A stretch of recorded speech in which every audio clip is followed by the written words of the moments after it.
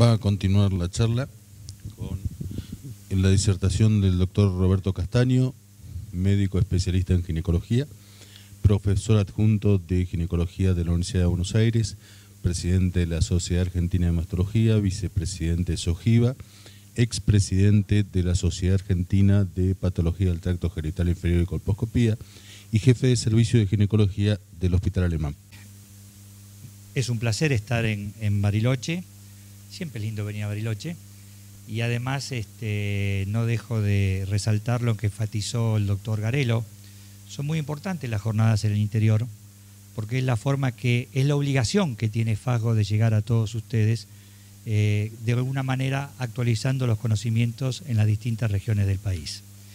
Y agradezco al doctor Garelo, al presidente de la Federación, a la Escuela de FASGO, en este caso representada por la doctora Martino, y por supuesto a la Sociedad de Ginecología y Obstetricia de Bariloche por la invitación a esta presentación. Muchas de las... Patri, ¿cómo era que se avanzaba? Muchas de las... Esta, sí, pero no avanza. ¿O apuntando ahí?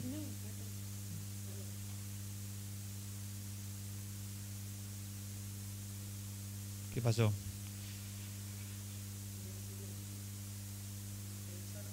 Si las podés pasar vos, lo mismo, no... Dale.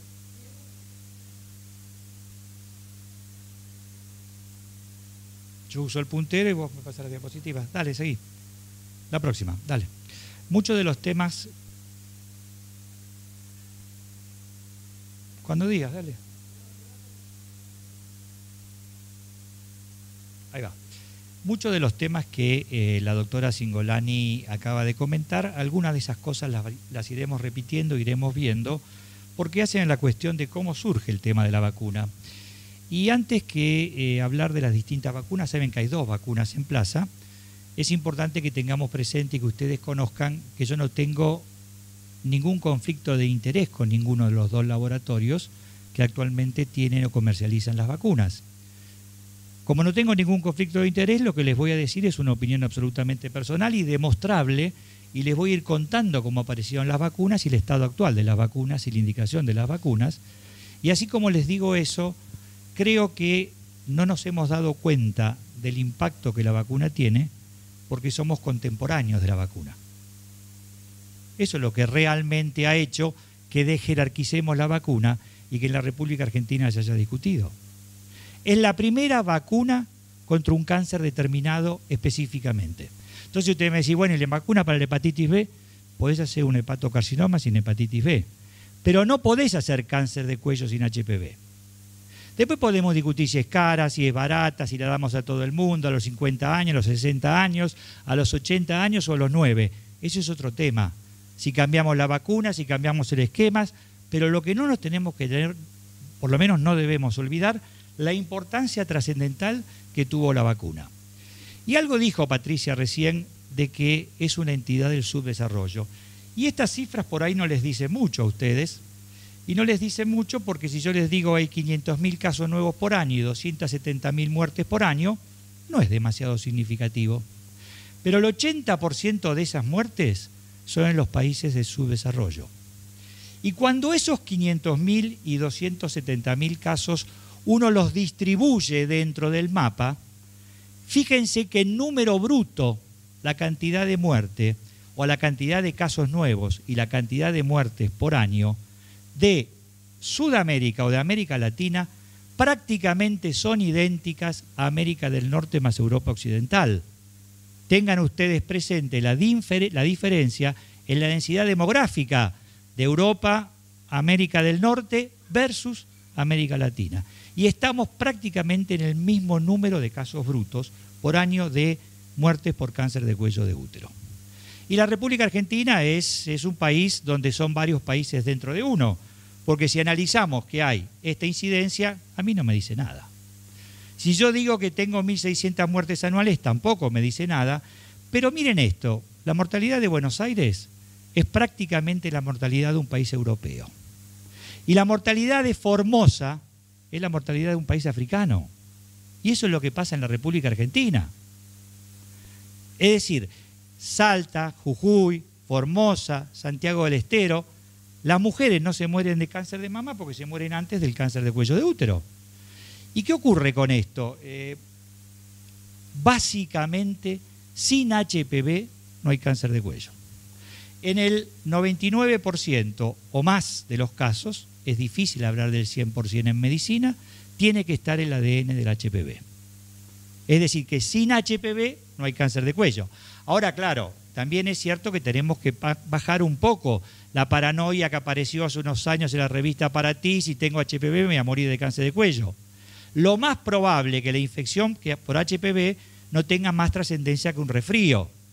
Si bien es cierto que el 70% de la población se infecta por HPV de alto riesgo dentro de los 2 primeros años del inicio de sus relaciones sexuales, debemos tener presente que si se infectasen 1 millón de mujeres, después por ahí está esa diapositiva, por HPV de alto riesgo, y las dejásemos evolucionar a 10 a 12 años, solamente 1.600 harían un cáncer de cuello de útero.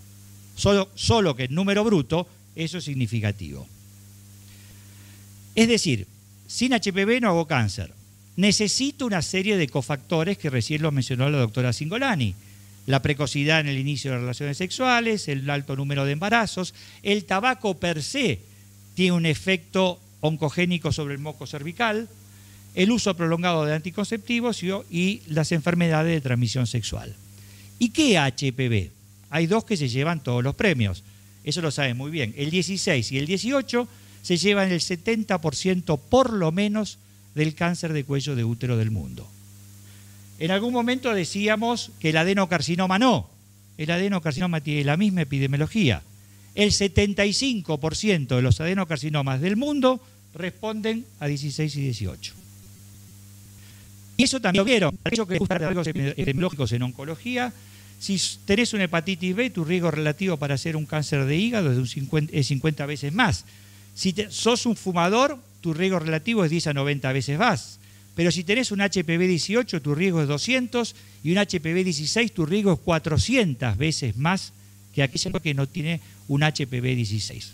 Es decir, no solo necesito un HPV de alto riesgo, sino una infección progresiva con títulos de anticuerpos progresivamente aumentados, que es lo que hace el riesgo para hacer cáncer de útero.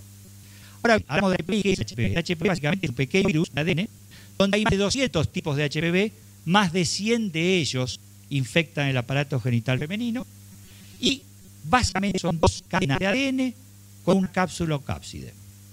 Y esto es importante comprenderlo porque así se elaboró la vacuna. 2 cadenas de ADN con una cápsula o cápside. Esa cápsula o cápside es trascendente porque tiene una serie de proteínas. Algunas, como la E6 y la E7, altamente oncogénicas. La E6 inactiva el P53, que es un mecanismo protector de tumores.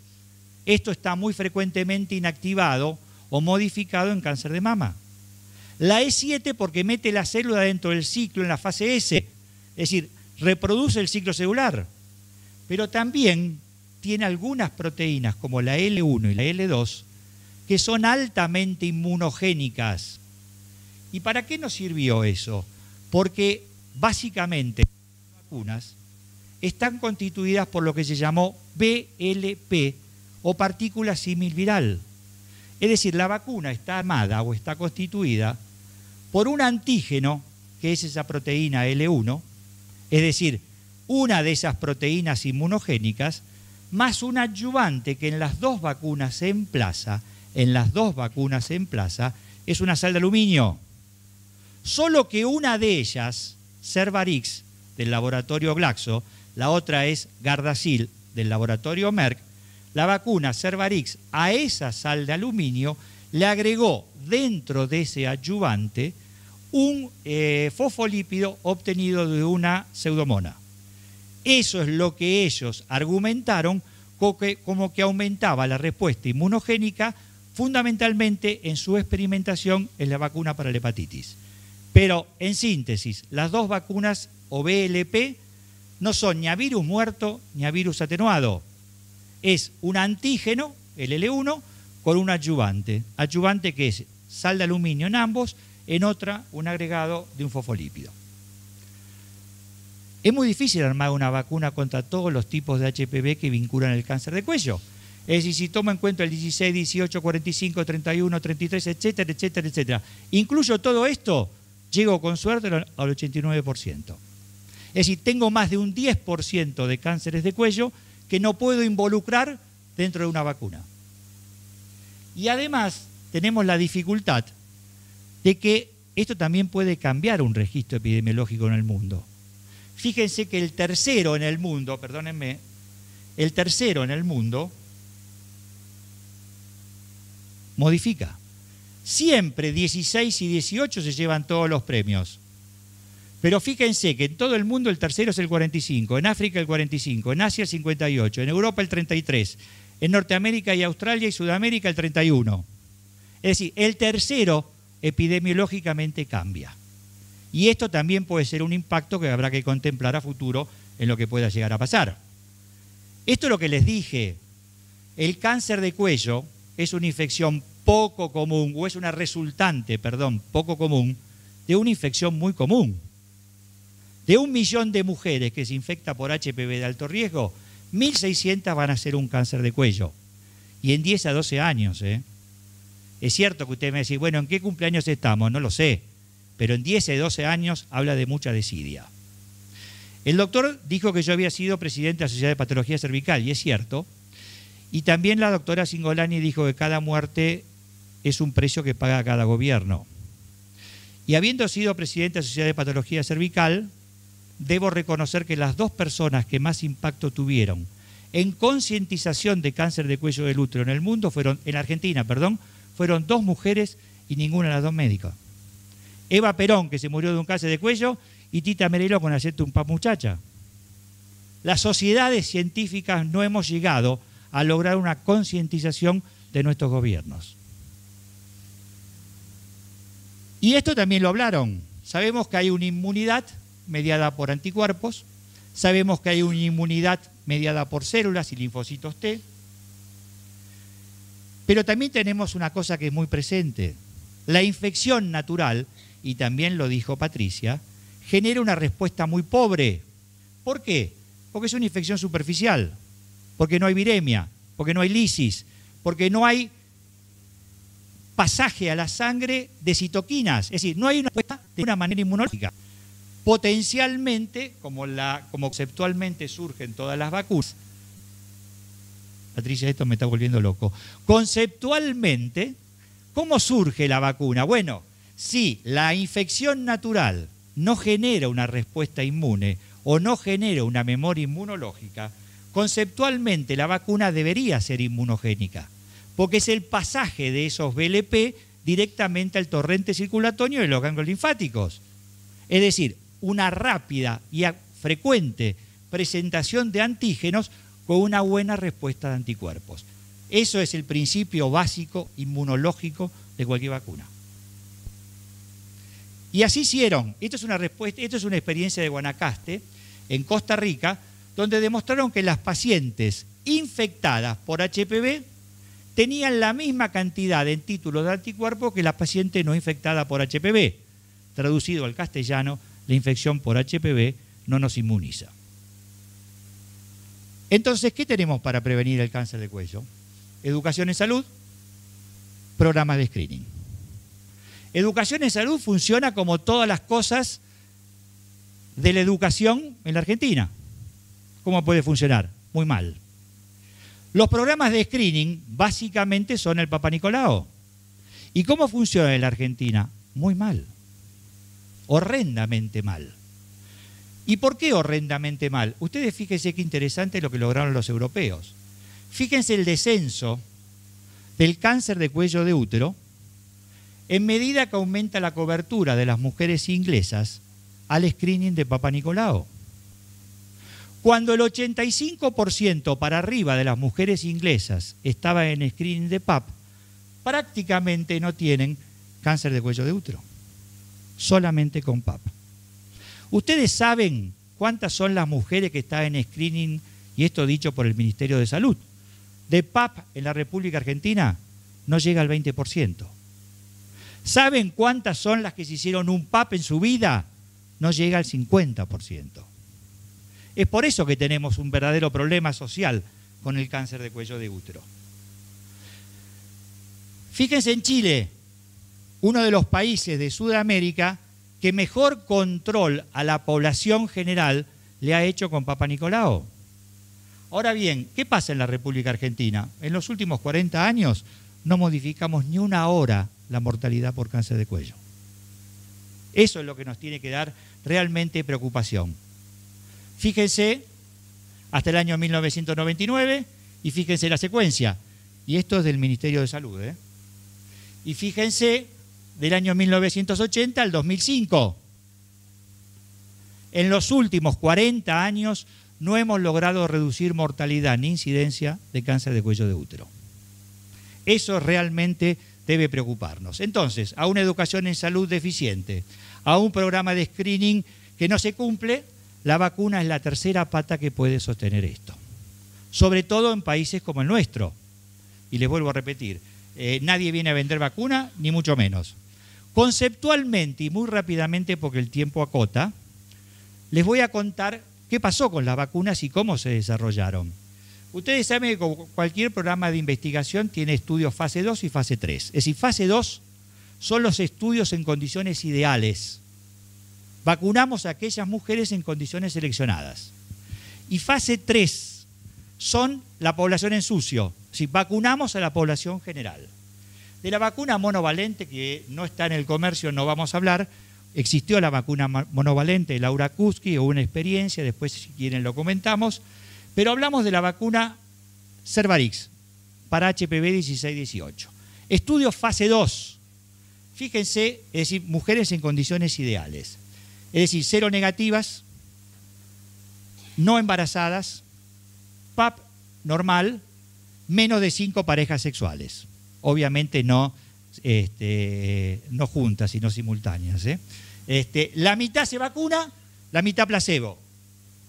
Y evalúan aquellas, fíjense, estas son las que cumplen protocolo, estas llaman ITT. ITT es intención de tratar. O no cumplen las 3 dosis, o hacen las 3 dosis, pero no en tiempo y forma. De cualquier manera, en uno u otro caso, los resultados son entre el 92 y el 100% de eficacia en la vacuna Cervarix. Yo no los voy a aburrir en demasía con esto. ¿Qué hizo Gardasil o Laboratorio Merck? Vacuna 611, saben que está vinculado a los condilomas, 16-18. Buscó en distintas opciones las mismas condiciones ideales, en distintas dosis, la menor dosis con la mayor respuesta inmune versus placebo. Conclusión, los resultados semejantes.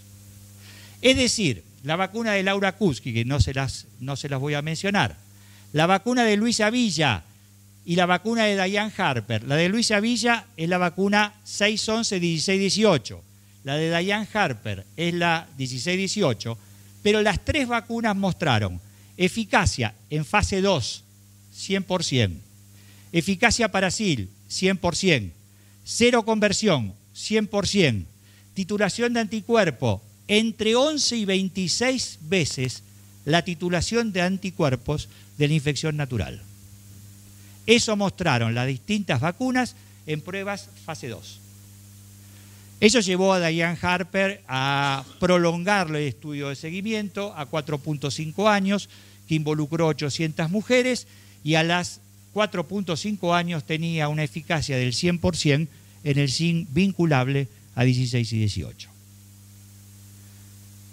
En el año 2006, ahí empieza una competencia entre 2 laboratorios muy poderosos. En el año 2006 se aprueba la vacuna Gardasil por la FDA. Entonces dicen, ¿y por qué se aprobó Gardasil? Y muy simple, porque Gardasil es del laboratorio Merck, la FDA es americana y el laboratorio Merck es americano, y la primera que se aprobó fue Gardasil. Pero no viene al caso, pero fue la primera aprobada por la FDA. Después comienzan los estudios fase 3, y hay algunos muy importantes que ustedes tienen que conocer, porque comienzan a abrir las puertas de muchas de estas preguntas que nos estábamos haciendo. El Future 1 y el Future 2 para el 6, 11, 16 y 18, donde compararon, por un lado, el grupo vacunado versus placebo. Y lo dividieron, fíjense qué interesante, recuerden fase 3, población general, vacuno en sucio, y dividieron en 3 grupos. Las pacientes en condiciones ideales. ¿Cuál era aquella que era en condición ideal?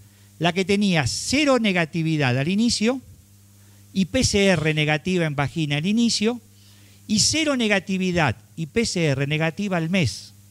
Porque se calcula que el tiempo de incubación de la infección por HPV es de un mes. Eso es un grupo. El otro grupo, perdónenme, aquella que era 0 negativa y PCR al inicio y después no le di más bolilla.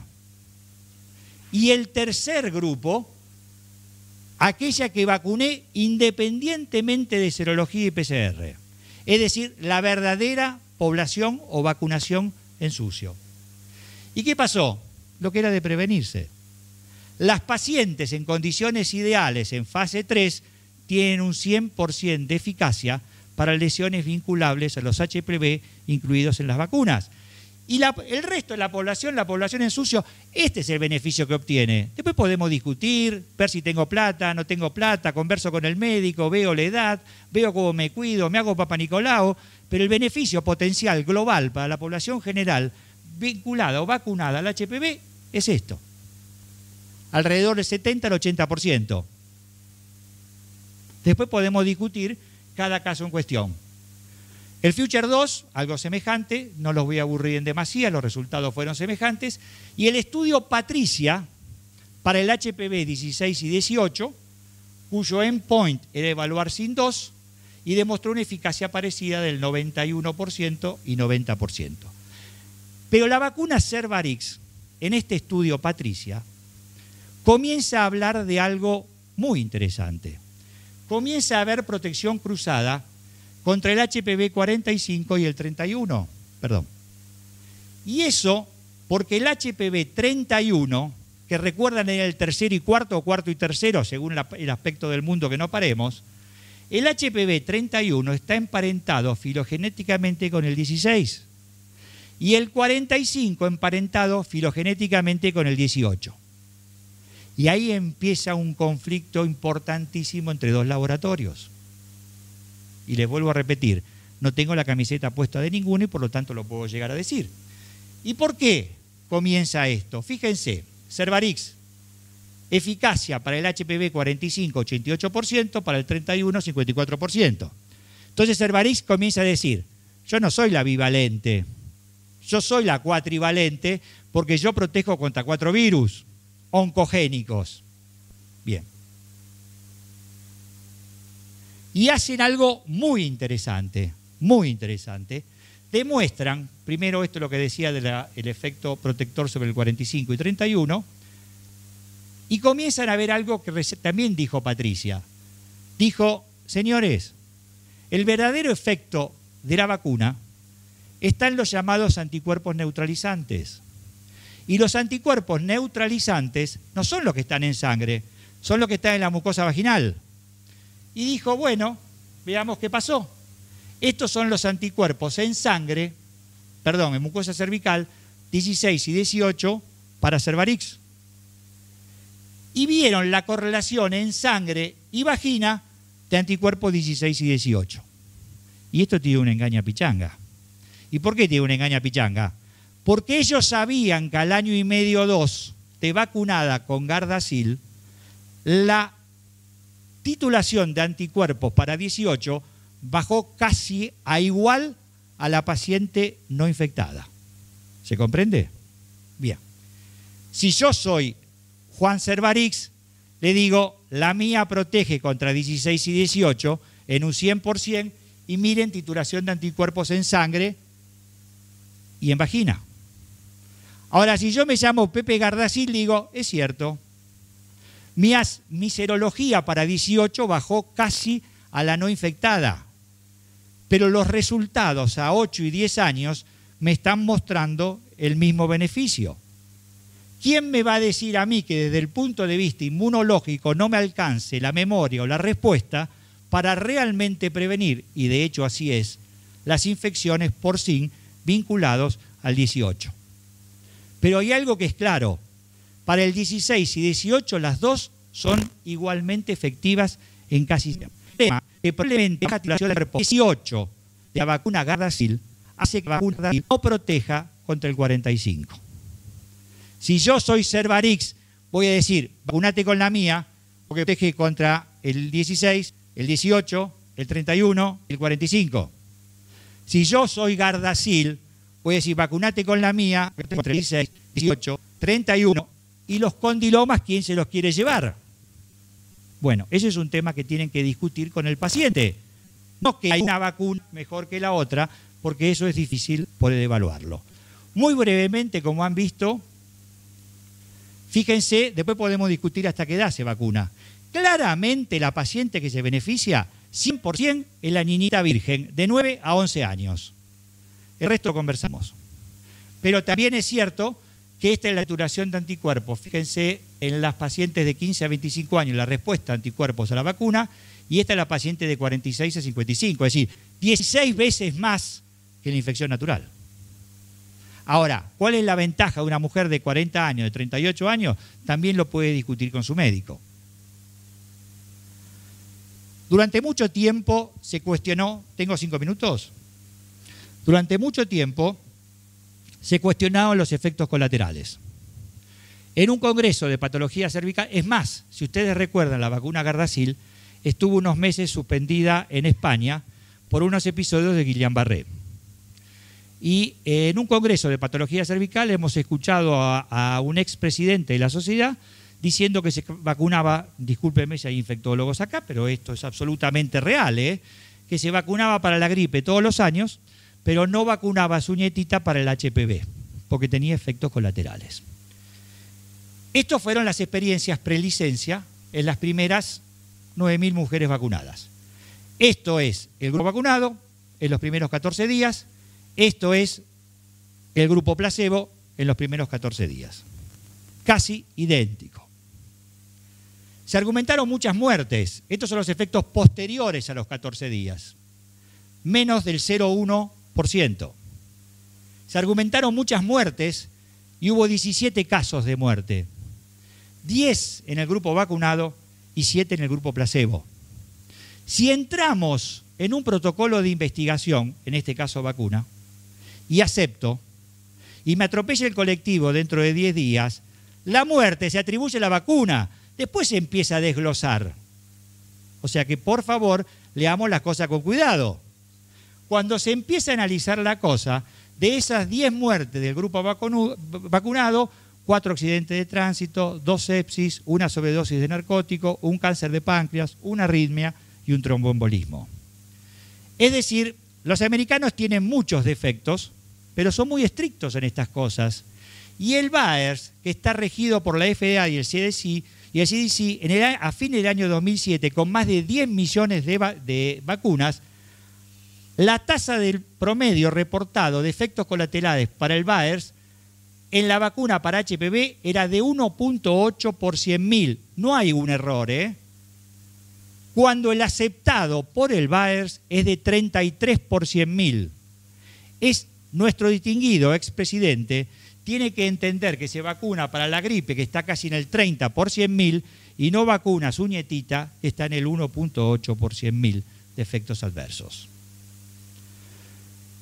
La OMS, cuando todavía discutíamos en la República Argentina si es cara, si es barata, qué hago, vacuno, no me vacuno, vacuno a mi hija, sacó un boletín de ética diciendo el tocoginecólogo debe informar a la paciente que existe una atención primaria pero argumentan, Gavi y UNICEF fueron quienes bancaron económicamente esta investigación en el mundo. La OMS recomienda la inclusión de la vacuna contra el HPV dentro de los programas nacionales de vacunación. La vacuna que ustedes quieran. Si estuviésemos en Suiza, en Canadá o algunos estados de Estados Unidos, con otra realidad económica, podríamos pensar en hacerlo. Es decir, solamente vacunar al hombre cuando hayan vacunado a todas las mujeres. Como siempre, las mujeres son los padecimientos de... Los placeres sexuales son compartidos, pero los padecimientos de un solo género, ¿qué van a hacerle? En la embarazada y en la lactante, en general no se recomienda. Si bien Gardasil estrictamente no prohíbe en la mujer amamantando la utilización de la vacuna. La mujer inmunocomprometida se debe vacunar. no sí de enfermedad, pero la HIV positiva debe vacunarse. Saben que hay 3 dosis en las vacunas y una de las preguntas habituales que le hace la mamá, si esta es más cara y esta es más barata, ¿puedo cambiar de vacuna? No debería cambiar de vacuna. No se recomienda y se sugiere que, de ser posible, continúe las 3 dosis con el mismo tipo de vacuna. Creo que, bueno, esto es importante, ¿eh? 2 vacunas similares, esto lo dice la OMS, diferencias a cuánto hay, pero cada país debe utilizar la vacuna que según su economía o según sus políticas de salud se adapten más. No quiero aburrirlos en demasía y creo que podemos parar acá porque hay algunos datos más de farmacoeconomía y demás, pero creo que lo podemos discutir. Y en Berlín del 2011 no se dijo mucho más diferente lo que estamos hablando, ni en cuanto a la efectividad de la vacuna, ni en los efectos colaterales. Si de alguna manera se reafirmó lo que les acabo de decir, y en función del tiempo me parece que, salvo que vos digas, me parece que es suficiente y vamos a las preguntas. Muchas gracias.